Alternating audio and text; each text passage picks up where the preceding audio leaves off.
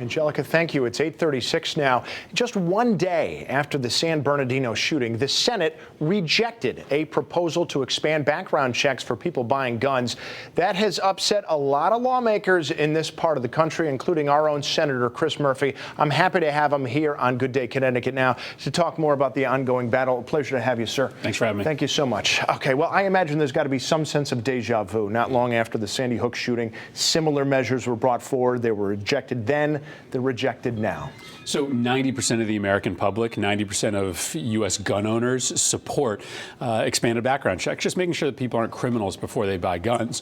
What we voted on yesterday was a very specific provision that said if you're on the terrorist watch list, if you are not allowed to fly on a plane in this country, you also shouldn't be allowed to buy a gun. That was rejected as well because the NRA opposes it. And so it's kind of gotten to this ridiculous point in which the NRA controls what happens in Washington, despite the fact that 90% of Americans want us to have a little common sense on our gun laws. There's an old saying, it's probably apocryphal, where it says the definition of insanity is doing the same thing over and over and expecting different results.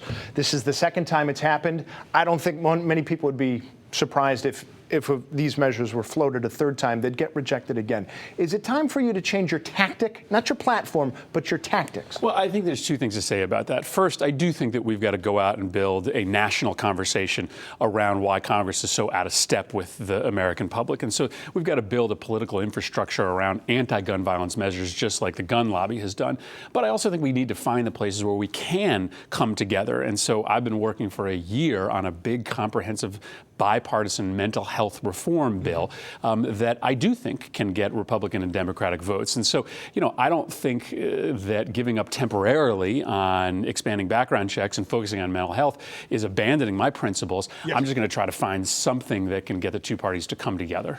Do you feel that too much of the conversation on what's a very nuanced issue with gun violence is centered around gun control laws and not mental health or other public health factors? No, I don't. Now, I'm probably spending more time on mental health than any other member of the Senate. I have the main bipartisan mental health reform legislation. But at the same time, America has a gun violence rate that is 20 times that of the average first world nation. But we don't have a mental health incidence rate that is 20 times that of other nations. We're not spending less on mental health treatment. The difference in America is that we have the loosest gun laws. We have the most guns. We have the most criminals with guns, the most high-powered military-style assault weapons on the streets. That's what's different about America. We should talk about mental health, but we can't ignore the fact that there's something wrong with the amount of illegal guns that we have. You still have a lot of people out there who are probably screaming at the television right now that the people who perpetrated the San Bernardino shooting probably weren't showing up on a terrorist watch list. They had no criminal record. There's no reason why they would have been denied guns.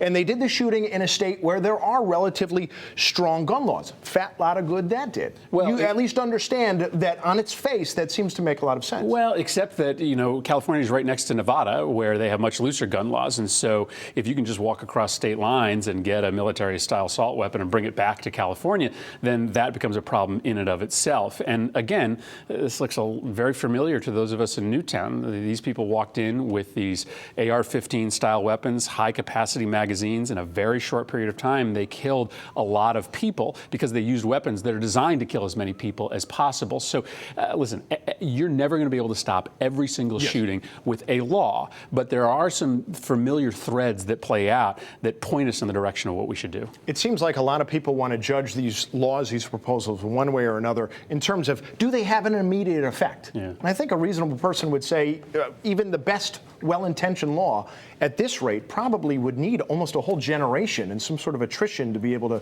take effect. Does that frustrate you? Yeah, so the standard that a lot of people apply, which is if this law doesn't stop every single mass shooting, it's not worthwhile, is ridiculous. The fact is that these are complicated cases, right? There is no one law that's a panacea. But what is so offensive to me, and I think to most people in Connecticut, is that Congress isn't doing anything. We're not passing mental health legislation. We're not giving more resources to law enforcement. We're not changing gun laws.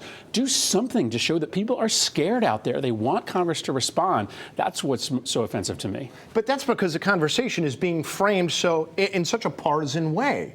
And as far as the tweet that you sent out went, the language, I don't want to say rhetoric, that's a loaded word, but the language was very strong. Sure. You were very frustrated. Yes. It seems like it had the intended effect. People who agreed with you agree with you more than ever. People who disagreed with you disagree with you now more than ever. How did that tweet help bring people together? So all my tweets said, right, was that your thoughts and prayers are insufficient. What you need to be talking about is action. Yes. Now, I'm somewhat agnostic as to what that action could be. We can work on mental health, we can work on gun laws, but we should be doing something to try to address these episodes of mass violence. I just don't want people to think in Congress that their response to these mass shootings can begin and end with sending sympathies. We get elected to Congress to change laws, to protect people, not just to send sympathies. And listen, I'm angry, I'm mad. Maybe I shouldn't tweet when I'm mad,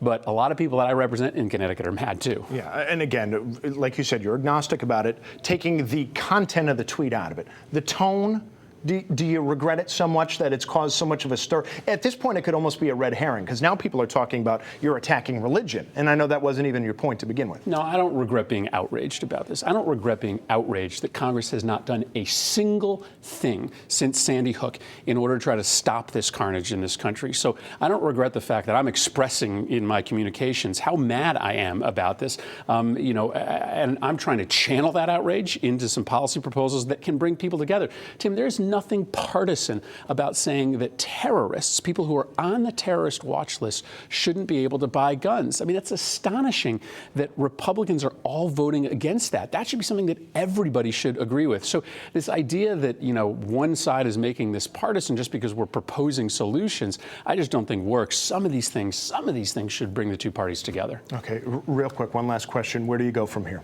So listen, I think for me, I'm going to push this mental health reform bill. I'm going to acknowledge that right now it doesn't seem like we have the votes to change our gun laws. And mental health reform will help a lot of people in this state, regardless of its effect on gun violence. There are a lot of people who just need a better mental health system. I've got 7 Republican co-sponsors and 7 Democratic co-sponsors on the Mental Health Reform Act that I've written. I think I'm going to really focus my efforts on trying to get that done. I want to deliver something to show that we're serious about taking a bite out of this epidemic of gun violence. Okay, Senator Chris Murphy, thank you so much for your time. A Thank you, pleasure man. to have you here with us. We hope to see you again soon. Great. Okay, Eric and Maggie, let's send it back to you. 10